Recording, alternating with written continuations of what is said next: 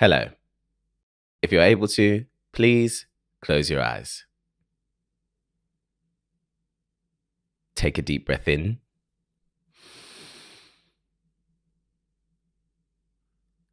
and a deep breath out.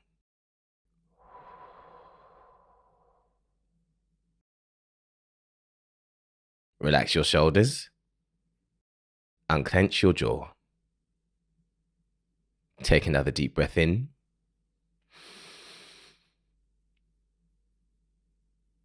And another breath out.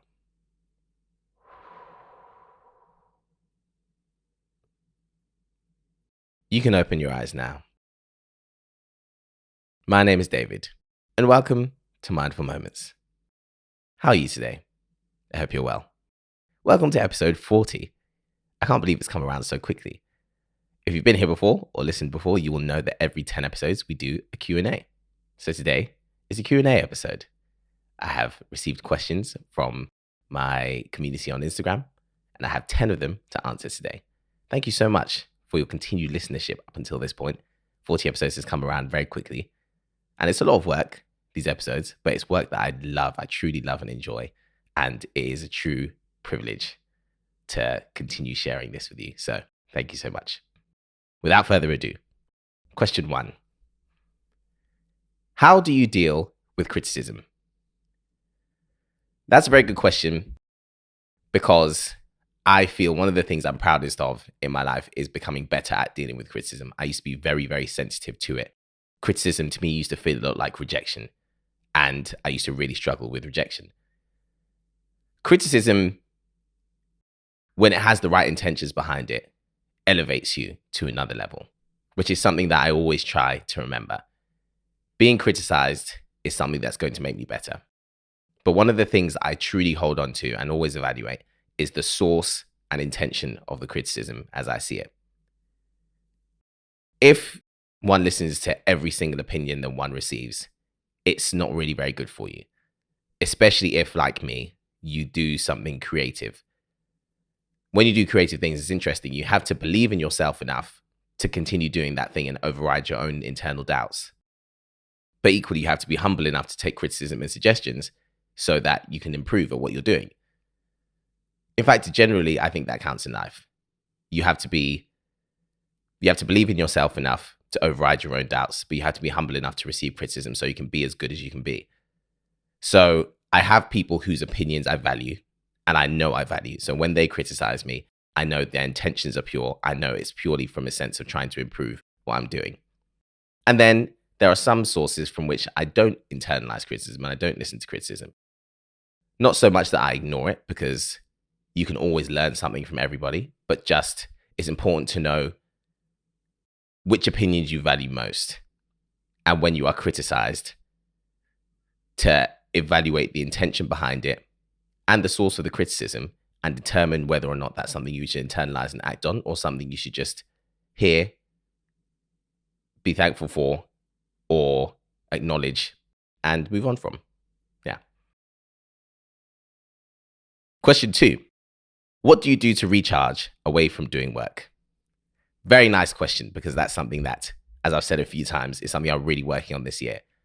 I have things in my life that bring me nothing but enjoyment. And when I say that, I struggle to do things that I feel aren't productive sometimes. And especially, again, doing content creation full time, the line between what's content, what's my own life, what I enjoy, what I can turn into something, what I can turn into a series, what I can turn into a poem, it blurs a lot. And so it's very important for me to have certain things in my life that don't bring anything productive. They're not for the sake of being productive. They're not things that are impressive or I can show off about or anything like that. I do them simply because they're enjoyable to me. And that is the only reason, and a very valid reason to do them. There are TV shows I watch, for example, which aren't going to ever receive any critical acclaim. They're not necessarily something that I can say added to my life in this way or I learned this from it. It entertains me right now, so I'm going to do it. My favorite thing to do to recharge, actually, is just sit on the sofa and watch TV with Tiffany. That's my number one thing. I could do that every day. That's always leaves me feeling restored and recharged. Just, yeah, sit on the sofa with Tiff, talking to her if I need to, but just generally doing nothing, having something on the TV, something to eat.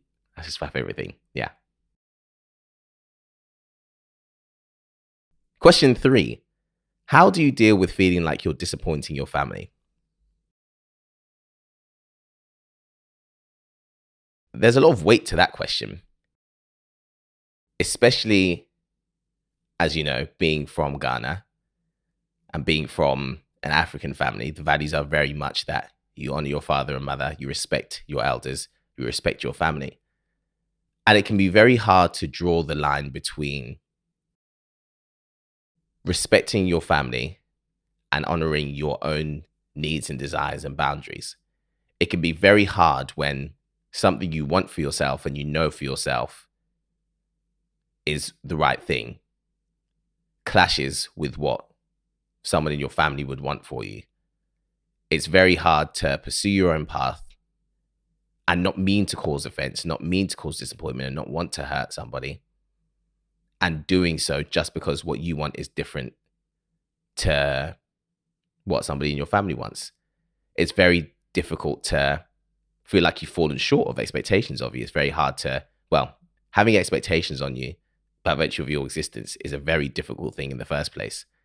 And that is something that tends to happen a lot with family. I feel, especially actually when parents love you very much and invest a lot in you, a lot of the time, a lot is expected back. And it's very tough to feel like you've fallen short of those expectations. I think what we owe the people that love us and take care of us is our very best efforts. And I feel that when our very best efforts aren't seen as what they aren't seen as our best efforts, they're seen as disrespect or defiance or disappointment. I think it's very important for us to be able to have the patience to explain things from our point of view, but equally to be able to forgive ourselves sometimes when our true intentions aren't seen. And that means that people are disappointed, but disappointing them wasn't our intention. I think, yeah, it's almost easiest to disappoint people closest to you, like your family, because those are the people who kind of expect most of you. At the same time, it's impossible to go through life and not disappoint anybody. It's impossible to, at some point, not fall short of an expectation, to not go down a path someone expects you to go down. And it's important for us, I think, to remain true to ourselves and recognize that what we owe is love and respect. But that doesn't necessarily mean that we're never allowed to do something that's disappointing to somebody who cares about us. As long as our intentions are pure, as long as we did our best, as long as we did our best to honor and love the people who cared about us and people who invested in us most, there's nothing wrong with sometimes disappointing people, because we can't always make everybody happy, least of all the people who expect most of us, which is, yeah, easier said than done, but a lesson that I think is important for us to learn. Question 4. How do you stop feeling like an incomplete project when implementing change in your life? What a great question that is, because that's really something that I think about regularly as I try to improve and change. And a lot of these episodes, you'll be hearing me talk about something I'm trying to do better in, or something that I'm trying to improve, or an area that I'm trying to improve in. And at what point do you say, actually, I'm okay with how I am? At what point do you say, I actually don't need to improve this thing, without feeling like you're being prideful or feeling like you think too much of yourself? I think it is important in this, because of this, to recognize growth that we made. That's why I think checkpoints are important. Recognizing achievements, recognizing growth is very important, because as important as it is, obviously, to want to change and grow and be better, it's equally important to know when we've done those things. And it's important to be able to sit at any point and find contentment in being certain ways that you are. So, for example, at the moment, I know that I am a very disciplined and consistent person. That's something I've worked on very hard. And sometimes that wanes slightly. I'm not as disciplined as I'm used to being. I'm not as consistent as I'm used to being. But it's important for me to still acknowledge to myself, no, I am a disciplined person. I need to tweak this area slightly. I need to work a little bit on this. But overall, I am this. I am a disciplined person. I am a consistent person. And I am happy with how I am. I can afford to work a little bit harder and change this thing slightly because I'm actually already happy with what it is. I just need to tweak it slightly. It's in the language, I feel. When we want to improve and want to be better, it's in the language. I don't want to improve because I'm nowhere near good enough. I'm not good enough. It's because I know I can be this thing. I know I have been this thing, or I know I want to be this thing. This is what I'm happy with now. This is how I'd be a little bit happier. But I am already happy with how I am. That's how I'm trying to think of things.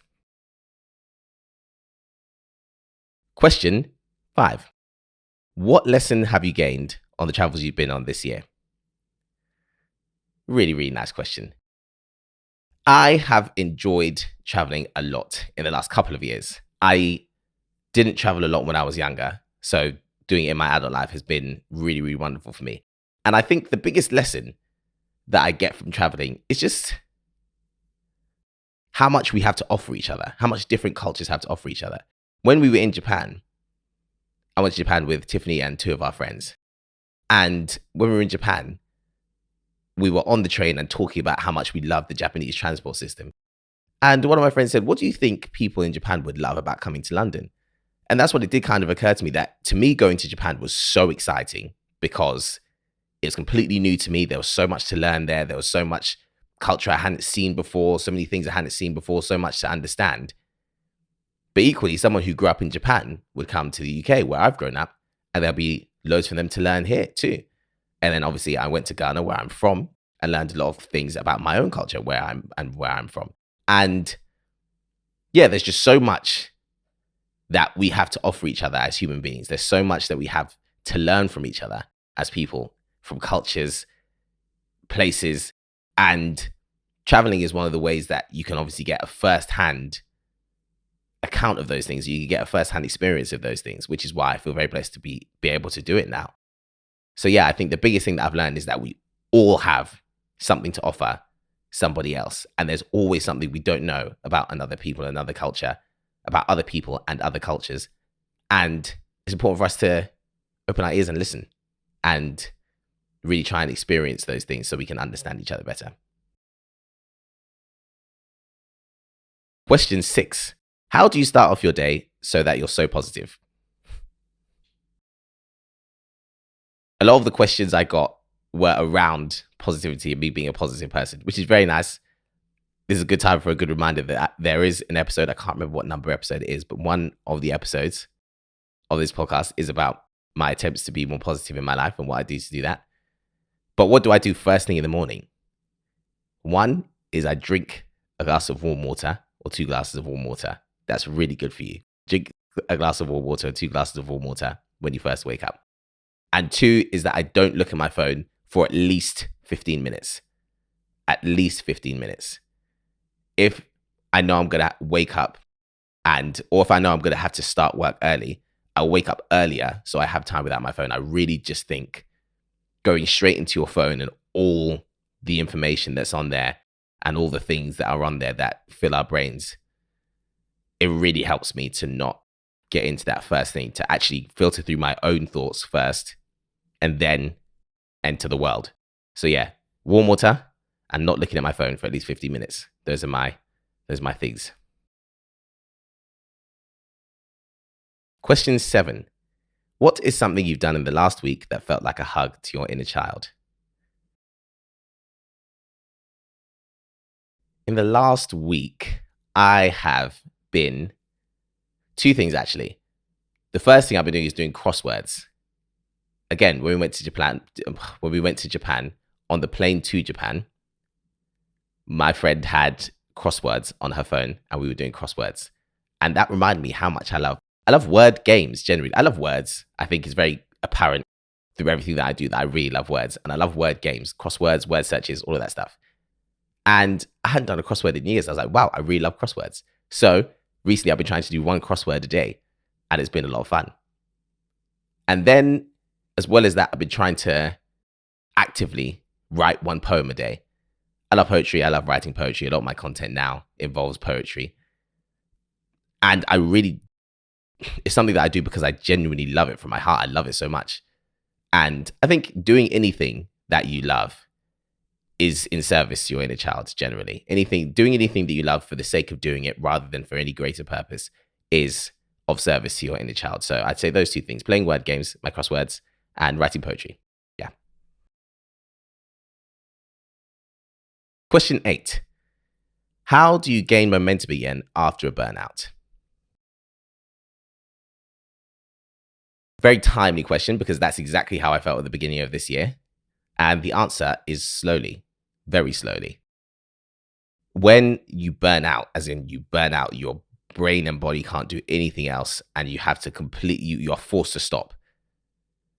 The last thing that you want is ever to get back to that place. Equally, to get back to a point where you feel functional again and you feel present and you feel like you've actually got your energy back, shouldn't be rushed. The worst has happened when you burn out. You've bottomed out. You've crashed. And a bad crash means injury. Not necessarily physical injury, but mentally, just the exhaustion of being burned out. And so it takes kindness and gradually building yourself up in a way that means that won't happen to you again. And that takes as long as it takes. It's very easy to be impatient with oneself at a time like that. I, somebody who has to work very hard on patience, felt very impatient, having to build myself back up after burning out at the end of last year. So I knew that I had to do things very, very gradually. And I'd say that even now, towards the end of April, I'm just getting close to finally feeling 100% again. So slowly, very slowly, but in a way that means that you hopefully won't encounter the same circumstances again. Question 9. Quel est ton proverbe préféré? What is your favorite maxim? Statistics don't matter if you are the one. Now, that goes both ways. You know, the statistics that are like 1 in 10 people or 1 in 100 people, or this only happens to 1 in a million people. On the one hand, it reminds me to be cautious and careful sometimes. Sometimes you can think you're above certain things. Certain things will never happen to me. It happens to 1 in 100 people. That will never be me. One thing I've learned in life is that saying it can never be me is not the right way to go, because life will show you absolutely can and will be you. So sometimes it's good to be cautious. If you are the 1 in 100, it doesn't matter that it only happens to 1 in 100 people. You are the one. It will hurt. On the other hand, the amazing things that people say, it's not likely that will happen to you. It's not likely you'll make it in this area. It's not likely that you'll be able to do this. Only 1 in 100 people get this. Only 1 in 1,000, 1 in 100,000, 1 in a million. That one person, to that one person, that statistic doesn't matter, because you are the one. And you could be the one. Anything you want to do, anything you could possibly reach for, anything you could think of, even if the odds aren't necessarily in your favor, if you are the one, it doesn't matter. So if I have a dream, if I have something I want to pursue, if I have something that I believe I can do, and the odds aren't necessarily favorable, the fact it only happens to 1 in however many people doesn't matter and won't matter if I manage to be the one. And I could, because any of us can do anything. So statistics only matter. Statistics don't matter if you're the one. And number 10, which is a really nice question. What keeps you going with a weekly podcast? What is the innate motivation? I love everything about doing this podcast. Even if sometimes I'm tired, I never necessarily don't feel like doing this. I am so grateful and happy that I started this. I was really nervous before I did, but just every week on week on week, I love it more and more. The innate motivation for me to do this is that I think of how I feel when I connect with anything creative, a song, a book, a podcast, a piece of content. And I think of how deeply, profoundly affected I am by the things that I love. And I am one person. And I think of the depth of feeling I have when I enjoy something, and how intense that is, and how incredibly huge that is. Sometimes on a scale I can't even imagine. I can't believe something could affect me so positively and that can make me so happy. And I am one person. So for me, whenever you create something, if one person can feel like that about the thing you make, you've done an incredible thing. And I am in the enormously privileged position of knowing that there are several people who feel that way about this. I get the kindest comments, messages, the loveliest pieces of encouragement, even in real life sometimes from people who I run into, who tell me how much they enjoy this. And that is all the motivation anybody could ever need. Something that is just me talking about how I feel about things and sharing my thoughts connects with people enough that they tell me they enjoy it. As someone who creates things, there really is no greater sense of affirmation, really. And it is an enormous privilege. As I say, I think of how moved I am when I enjoy something. And I think, wow, people think that about something that I'm doing. And I feel connected. It makes me feel connected to the people who enjoy it. And connection is what life is about. So yeah, I need no more motivation than that. And that is the end of today's episode. I think there's no nicer note to end on than that. And there's a reason that every week I say thank you for being here, thank you for listening. That's because I really do mean it. So thank you for being here. Thank you for listening. Whatever you're doing this week, I hope you have a wonderful one.